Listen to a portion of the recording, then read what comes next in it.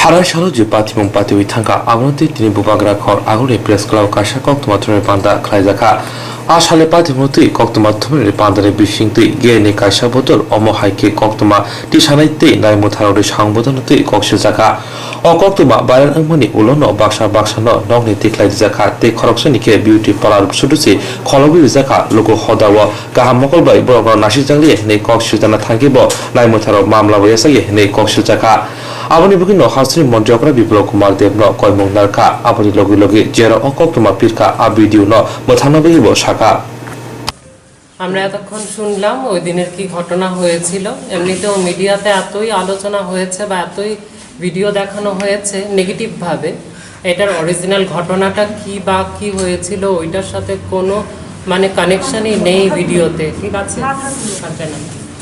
তারপর আমার একটা কথা, আমি ভিডিওতে যা দেখতে পেলাম ওইখানে কেউ একজন উল্লেখ করছিল বারবার ছেলে হয়ে মেয়ে সাজাটা বা মেয়েদের সাথে চলাফেরা করাটা ওইটা একটা ক্রাইম।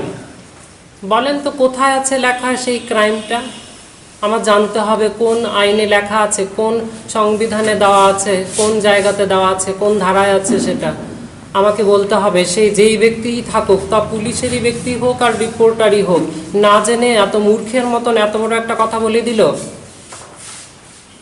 আমরা যদি ভাবি রিপোর্টাররা চতুর্থ স্তম্ভে আছে, তারা সমাজের গঠন করে, তারা সঠিক একটা সংবাদ, সত্য সংবাদ উপস্থাপন করে, মানুষের ধারণাকে তৈরি করে, সমাজকে তৈরি করে, এইরকমই কি সমাজ তৈরি হবে আমাদের? আমাদের সমাজকে এইরকমই তৈরি হবে? হ্যাঁ, আচ্ছা, আমরা গেছিলাম ওখানে, তো ওরা নিতে চাইলো না, বললো যে এখানে এটা নেওয়ার জায়গা না। তো কোথায় আমাদের এগেনস্টে নেয়নি, আমাদের এগেনস্টে না, ওদের থেকে একটা জাস্ট একটা লিখিত রাখলো যে তুমি ক্রস ড্রেস করতে পারবে না, ক্রস মেকআপ করতে পারবে না। এইটাও তো ওনার রাইট না। এটা অফিসার বলছিলেন, ওনার নামটা কি বা ওনার এটা কি দেখেছেন আপনি? না, অ্যাকচুয়ালি উনি জ্যাকেট পরানো ছিল। যাই হোক, আমরা এটার জন্য আমি চাইছি যে আমার এটা আবেদন এই প্রেস ক্লাবের কাছে, আপনাদের সাংবাদিক মহলের কাছে, তা চিত্র সাংবাদিক হোক বা ব্যাপারের যারাই আছে, আমি দোনো তরফেই একই রকমের আবেদন রাখছি যে এইটার একটা সুরাহা করা হোক, ঠিক আছে। যেমন করে ভাইরাল করে একটা ভিডিওকে এত নোংরানোভাবে একদম দেখানো হয়েছে, মানবিকতার তো মানে কোনো জায়গাতেই এটা ল্যাশ ফ্যাশ কিচ্ছু নেই, একদম যত নিচে নামতে পারে মানুষ তার উদাহরণ রাখলো ত্রিপুরার মিডিয়া, ঠিক আছে। আপনারা খারাপ ভাববেন না কেউ আমাকে, আমি বলতে বাধ্য হলাম কথাটা। এখন আমি দেখতে চাই আমার এই উপস্থিতিতে কতটুকু পজিটিভিটি ছড়াতে পারে ত্রিপুরা রাজ্যে, আমার সোচ্চার আওয়াজে কতটুকু মানুষ পজিটিভভাবে আমার সাড়া দেয়। আমি সবার কাছে অ্যাপিল করছি এই ব্যাপারটা নিয়ে যে যতটুকু পারুক, আওয়াজটা কতটুকু অবধি বুলন্দ হয়, কত দূর অবধি পৌঁছায়, সরকারের অবধি পৌঁছাতে পারেন কিনা আপনারা, এবং এটার সঠিক সুরাহা হয় কিনা। আচ্ছা, এটার আইনগত দিকগুলি ওরা আলোচনার আহ্বানে, আমাদের আহ্বানে আপনারা এখানে উপস্থিত হয়েছেন বলে গতদিন যা হয়েছে সেটার সম্পর্কে একটা সঠিক আমাদের বক্তব্য আপনাদের সামনে আমরা রাখতে চাইছি। খোলাখুলিভাবে আলোচনাটা দরকার ছিল, এবং আমি যখন দেখতে পেলাম তখন আমি খুবভাবেই ব্যথিত হলাম মনে প্রাণে, যে আমি এমন একটা রাজ্যের অংশ যে অংশে শিক্ষার আলোর এত অভাব, মানুষ এত অশিক্ষিত কি করে হয়। আমি যেখানে একটা পদে আছি বা আমার যেখানে একটা দায়িত্বভার আছে, তাও এরকম একটা দায়িত্ব যেটা সমাজকে গঠন করে, ঠিক আছে। আমাদের সমাজের চতুর্থ স্তম্ভ, সেই স্তম্ভের অংশ হয়ে এই ধরনের লজ্জাজনিত কাজ কি করে একজন ব্যক্তি করতে পারে, সম্পাদন করতে পারে, আমার যে সেটা প্রশ্ন। যাই হোক, আমি সেই কারণে আমরা ধাপে ধাপে বিভিন্নভাবে আলোচনা করব এবং সবার সম্মুখে ব্যাপারটা আসুক। তাই আমি যেমনটি করে সেই ভিডিওটা ভাইরাল হয়েছে, সবার ভেতর একটা নেগেটিভ ভাব গেছে, সেইটাকে আমি পরিবর্তন করতে চাইছি পজিটিভিটির দ্বারা। আমি পজিটিভ নিয়ে হামেশা আলোচনা করি এবং মানুষকে নেগেটিভের মাঝখানেও পজিটিভ শিক্ষার জন্য রাস্তা করে দিই। আমি সবসময় বরাবরই করতে থাকি এইরকম। এবং আমি আজকের এই আলোচনা ডাকার পেছনে এটাই অর্থ ছিল যে আমরা যেন একটা নেগেটিভ যা হয়ে গেছে ওটার থেকে হয়তো মানুষের দৃষ্টিভঙ্গিটা সেই দিকে আসবে। এই নেগেটিভটা তো অনেক কিছু ভালো হয়ে গেল যে মানুষ এইটার দিকে তাকাতে পারবে যে এইরকম মানুষরাও এই সমাজে আছে এবং তাদের ব্যথা বেদনা, তাদের ইচ্ছা আকাঙ্ক্ষা, তাদের জীবনধারাটা কীরকম হয় সেটা সম্বন্ধে জানা উচিত এবং সেটা মানে দূরে করা, মানে দূরে ঠেলে দেওয়ার মতন কিছু না, সেটার পাশে দাঁড়ানোর জন্য এবং তাদের সমবেদনা একটা ভাব দেখানো, তাদের সাথে হয়ে তাদেরকেও সাথে নিয়ে এগিয়ে যাওয়াটা আমাদের কর্তব্য প্রত্যেকেরই। সেই কারণেই আমাদের এই আলোচনা। আমি আলোচনার শুরুতে আমাদের সাথে যে আছে মোহিনী, রূপক, দেব, ওকে আমি বলবো যে ওদের সাথে কি হয়েছিল সংক্ষিপ্তভাবে ও বলবে এবং আপনাদের জানান দিয়ে এই আলোচনা শুরু হবে। বেশি করে তারা বিভিন্নভাবে হাসি ঠাট্টা, মানে কি আমরা কি কোনো অন্য গ্রহের প্রাণী, মানে তারা এমনভাবে আমরা উপরে অ্যাটাক করতে চাইতেছে, মানে তুলনার বাইরে। তারপরে আমরা ভিতরে গেলাম, ভিতরে যাওয়ার পরে আমরা মানে প্রচণ্ড খিদা, কারণ আমরা কিছু খাইছি না। হ্যাঁ, আমরা তো তখন বাড়িতে যেতেছিলাম, কারণ তখন বেশি বাজে না। তো তাই নিয়ে কী করছে আমরা রে কইতেছে, আচ্ছা বউ কিছুই তো না, ঠান্ডা লাগতেছে, নিচে বউ। হ্যাঁ, আমরা সবাই দাঁড়িয়ে রয়েছি, কারণ আমরা বইছি না ওইখানে। হ্যাঁ, তারপরে এতক্ষণ দাঁড়িয়ে থাকতে থাকতে পেটে খুবই খিদা, তারপরে আমরা সবাই বয়ে গেছি। আমার প্রচণ্ড ঘুম পাইতেছিল। হ্যাঁ, কারণ আমার শরীরটা খুবই টায়ার্ড হয়ে গেছিলো, এত মানে তারা আমার উপরে অত্যাচার করছে। হ্যাঁ, তারপরে কি করছে, তারা বলতেছে তোমরা এমনভাবে মেয়ে সাজো কেন? বলছি স্যার এটার উপরে আপনি কথা বলতে পারেন না। হ্যাঁ, 377 ভার্ডিক্ট আমরা রাইটস দিছে, আমরা যা খুশি তা করতে পারো। হ্যাঁ, আমরা সমাজের সব নিয়ম নীতি মানিয়ে চলতেছি। আমরা সমাজের কোনো অন্য আলাদা কিছু না, আমরা আলাদা চোখে দেখার মতো আমরা এমন কিছু পাপও করছি না। হ্যাঁ, বা আমরা সমাজের ধর্ষক না, আর আমরার দ্বারা কোনো নারীরা কোনোদিন ধর্ষক হয় না, ঠিক আছে? তো ধর্ষিত হয় না।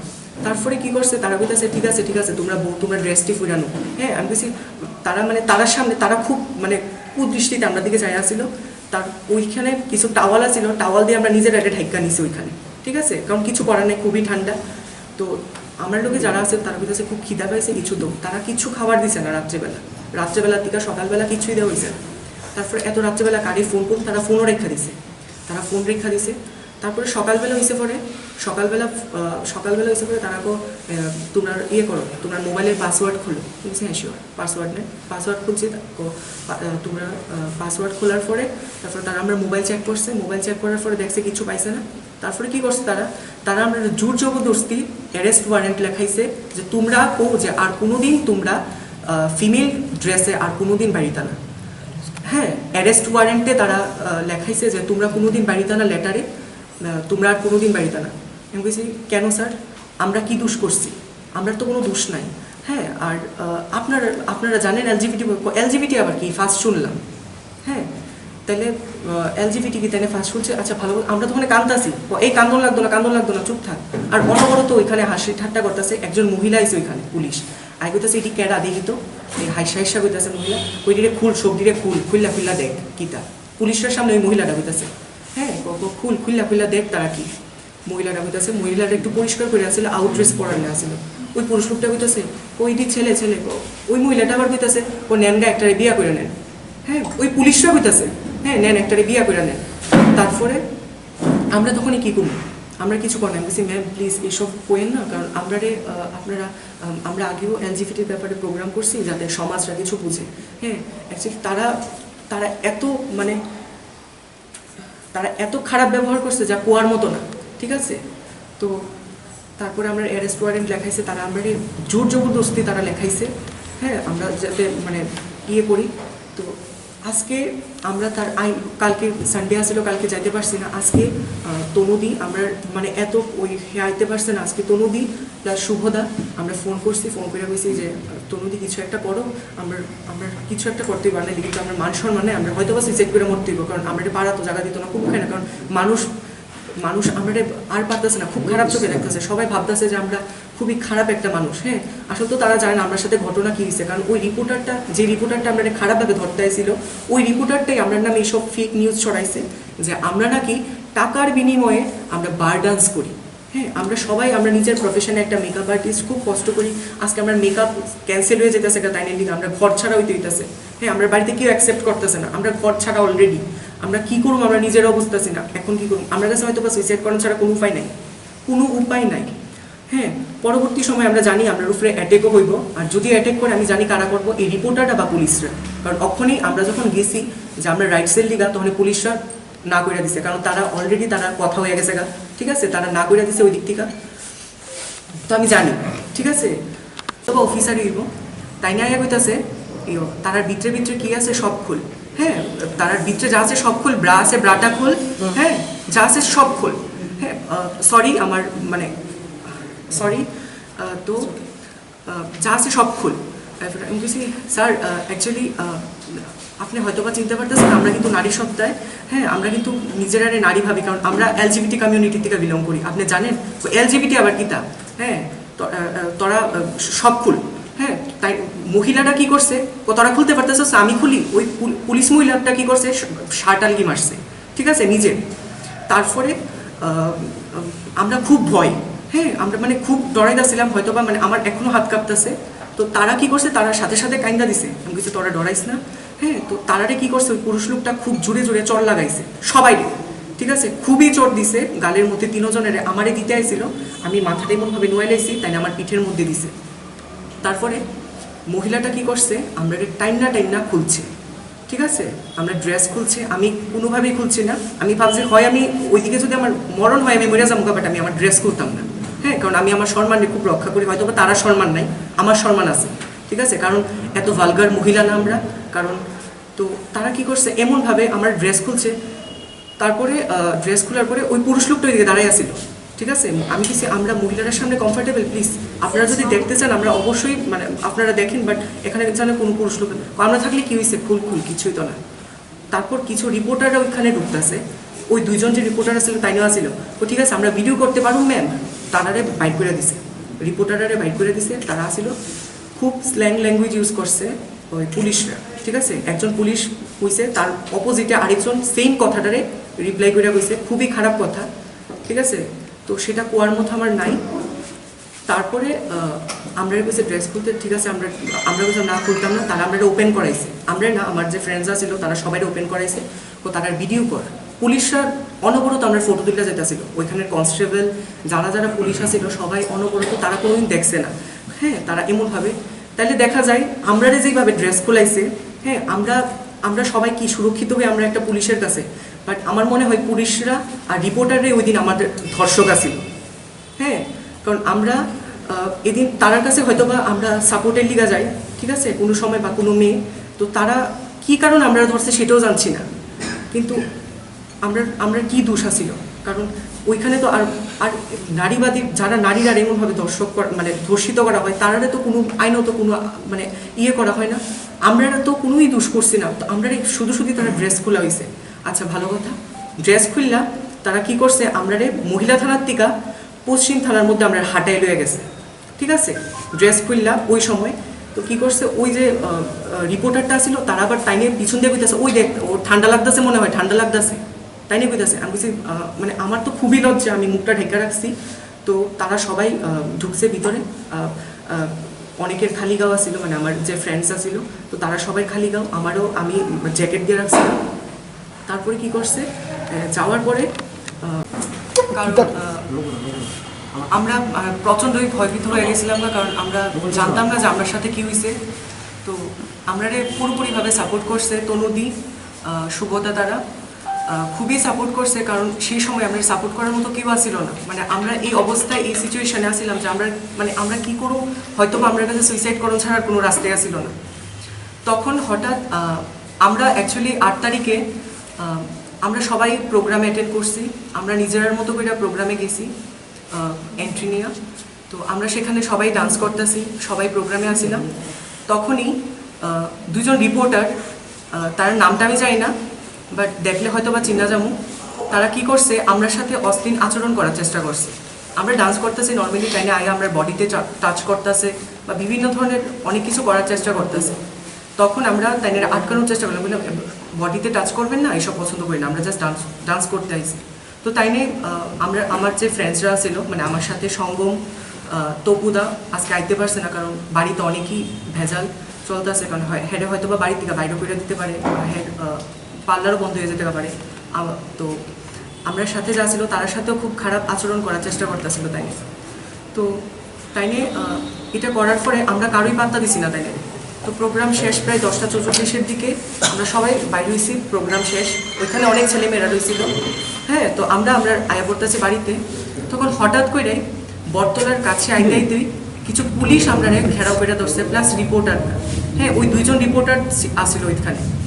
তারা এই কোশ্চেন করতেছিল, যারা ওই বাড়ির মধ্যে আসছিল, আমরা শরীরে টাচ করতেছিল, তারাই আমরা কোশ্চেন করতেছে তারা ছেলে না মেয়ে, তারা কি।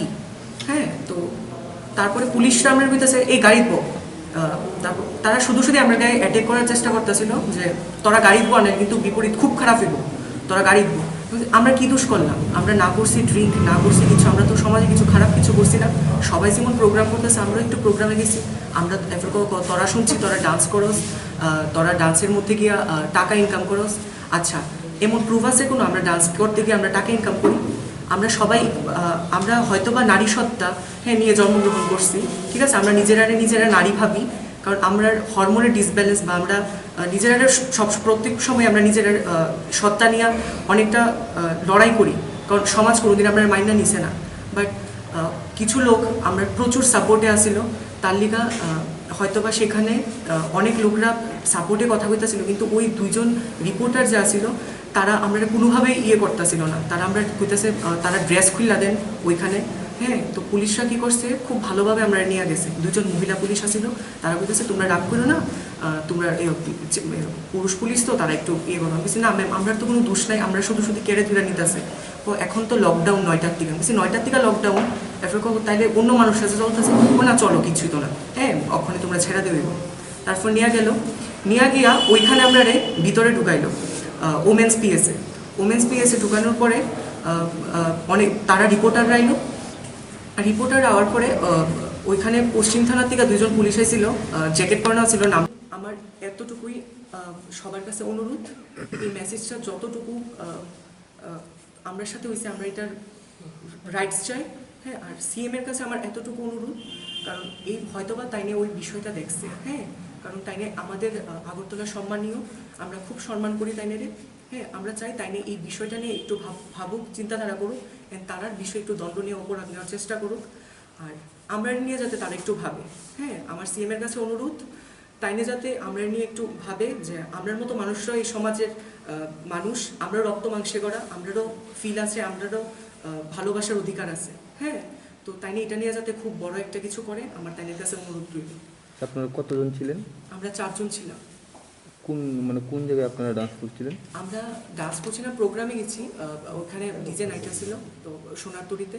তো আমরা জাস্ট নর্মালি আমরা এন্ট্রি নিয়ে আমরা সবাই গেছি ওখানে, আমরার মতো ডান্স করতেছিলাম আমরা ফ্রেন্ডসরা। তো তাই নিয়ে যে রিপোর্টার 2জন আসছিল তারা খুব খারাপভাবে আমার সাথে বিহেভিয়ার করতেছিল।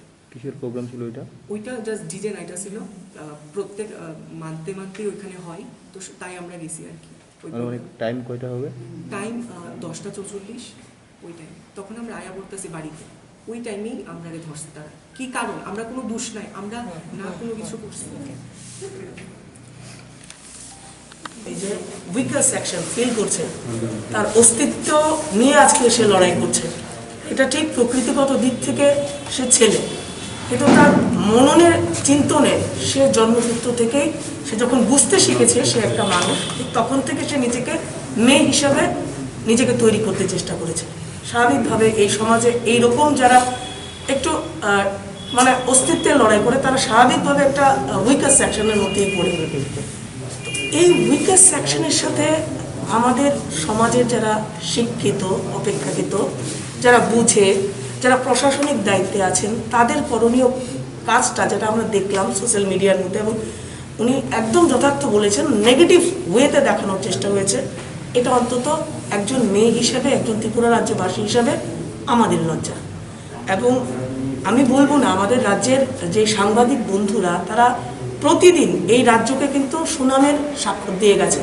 আমি ব্যক্তিগতভাবে অনেক সাংবাদিক বন্ধুকে কিন্তু আমার কর্মজীবনের মধ্য দিয়ে খুব ভালো বন্ধুত্বের মতো করে আমি পেয়েছি, এবং তাদের চিন্তা ভাবনা কিন্তু আমি জানি তারা এত নোংরামি করতে পারেন না। জানি না ওই দিন ওই সময় একজন বা দুজন কেন এরকমের ঘটনাটা করলেন, এটা কিন্তু সত্যি লজ্জাজনক বিষয় হয়েছে। এবং আমার মানে চিন্তায় মনে হচ্ছে যে 377 যেটা নিয়ে আমরা প্রায় সময় কথা বলি, এটা কিন্তু মূলত ওমিট করার চেষ্টা হয়েছে। এটা লিগ্যাল আর ইললিগ্যাল কোনো জায়গায় কিন্তু যাওয়া হয়নি, একটা ওমিট একটা সেকশনের মধ্যে রাখার চেষ্টা হয়েছে। কি যে কেউ যদি চায় যে আমি মেয়ে হয়ে ছেলের মতো আমি আচরণ করবো, আমি একটা পার্টনার নেব, সেটা তার ব্যক্তিগত বিষয়, সেখানে কিন্তু প্রশাসন তাকে বাধা দিতে পারে না। কিন্তু এর মানে এই না যে আমি সমাজকে এটা দিয়ে নেগেটিভ একটা রেপ ইম্পোজ করবো, এটাও বিষয় না। কিন্তু ওনারা যেহেতু সমাজের কোনো ক্ষতি করছেন না, তাহলে সমাজ কেন ওনাদেরকে ক্ষতিকারক বস্তু হিসেবে তুলে ধরবেন? এইটুকুনি প্রশ্ন। এবং আইনের উপরে যেটা হচ্ছে, এটা হচ্ছে মানবতা। আমি ওনারা কোন কমিউনিটি বিলং করে এটা আমার কাছে মুখ্য বিষয় না। আমি যেহেতু জুরিস্টিক সেক্টরে কাজ করি, আমার কাছে মুখ্য বিষয় হচ্ছে উনি একজন মানুষ, অ্যাজ এ হিউম্যান বিং ওনার অধিকার আছে ওনার সম্ভ্রম রক্ষা করা। ছেলেদের কি লজ্জা নিবারণের জন্য কাপড় পরে না ছেলেরা? না, ওরা নেংটু থাকে, এরকম হয়? তাহলে ছেলেকে যেমনভাবে আমি বিবস্ত্র করতে পারি না, একই রকমভাবে মানবিক দৃষ্টিভঙ্গি থেকে মেয়েদের কিন্তু করতে পারি না। এবং মেয়েরা স্বাভাবিকভাবে সমাজের একটা সম্মানীয় জায়গায় থাকে। কেন? ওনারা হচ্ছেন আমার মা, ওনারা হচ্ছেন আমার দিদি, ওনারা হচ্ছেন আমার বৌদি, ওনারা হচ্ছেন আমার বোন, আমার স্ত্রী, এরকমভাবে কিন্তু একটা বিশেষ মর্যাদার জায়গায় রাখে। ওনারা যখন বলছিলেনই যে আমি মহিলা সত্তায় বিশ্বাসী, আমার চিন্তনে মননে মহিলা বিরাজ করছে, তখন এইরকম নোংরামোটা না করলেও চলতো প্রশাসনিক স্তর থেকে।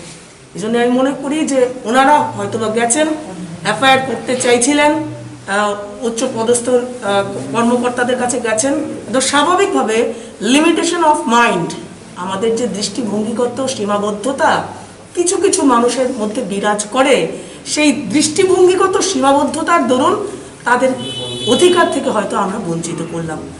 যারা এই দৃষ্টিভঙ্গিগত সীমাবদ্ধতার মধ্যে আছেন, আমিও অনুরোধ করব যে আইনটা কি ওদের জন্য স্পেসিফিক করে বলুন। আইনটা কি ওদেরকে রক্ষা করবে, মানে ট্রান্সজেন্ডার হিসেবে না, অ্যাজ এ হিউম্যান বিং তাদের জন্য তারা কি আইনের দ্বারস্থ হতে পারে? না আপনারা কয়েকজন মূর্খের স্বর্গে যারা বাস করছেন, প্রশাসনের স্তরে আছেন, ওনারা ঠিক করবেন যে আপনাদের দৃষ্টিভঙ্গিগত সীমাবদ্ধতার মধ্যে আটকে যাবে তাদের আইন। এই জন্যই আমি আগামী দিন আশা রাখবো।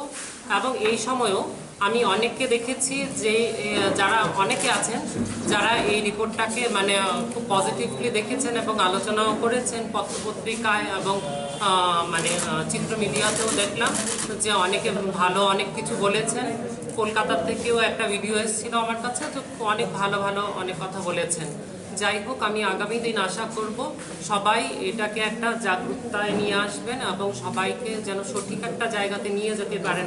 আপনাদের লেখনীর দ্বারা, আপনাদের চিত্রের দ্বারা যেন সবাই জানতে পারে, বুঝতে পারে যে ব্যাপারটা কি এবং কি হওয়া উচিত, আগামী দিনে সবার সাহায্যটা কীভাবে পাওয়া উচিত, সেটার জন্য একটা সুবন্দোবস্ত আপনারা করবেন, সেটাই আমার আশা রইল। এবং সবাইকে অশেষ ধন্যবাদ। আমার নাম স্নেহা গুপ্তা রয়। যেটা সিম্পলি আমরা করি, আমরা হ্যারাস হলে, ভিকটিম হলে আমরা এফআইআর করি। ওরা এফআইআর করেছেন, কিন্তু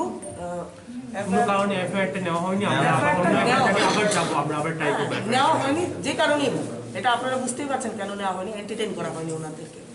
তারা পরবর্তী স্টেপে যাবে এবং প্রয়োজন যদি পড়ে তারা পিআইএল করবেন। এই সেক্টর কিন্তু ওদের জন্য খোলা আছে। পরবর্তী স্টেপ কথা বলছি, মানে পরবর্তী স্টেপ কি হবে, মানে further attempt to file register and FIR অথবা ডাইরেক্ট লিগ্যাল রিকোর্স? আমরা আমাদের মতো করে লড়াই, মানে লিগ্যাল লড়াইটা লড়বো ওদের জন্য। এবং আগামী দিন আপনারা সবাই বুঝতে পারবেন যে আমরা কোন দিকে এগোচ্ছি। এখন যারা আমাদেরকে এন্টারটেইন করছেন না, তাদের বধির কানে আওয়াজ তুলে দেওয়ার জন্য আমাদের লড়তে হবে, এটুকুই বল। আমরা সব রকমের আইনি লড়াই লড়ব।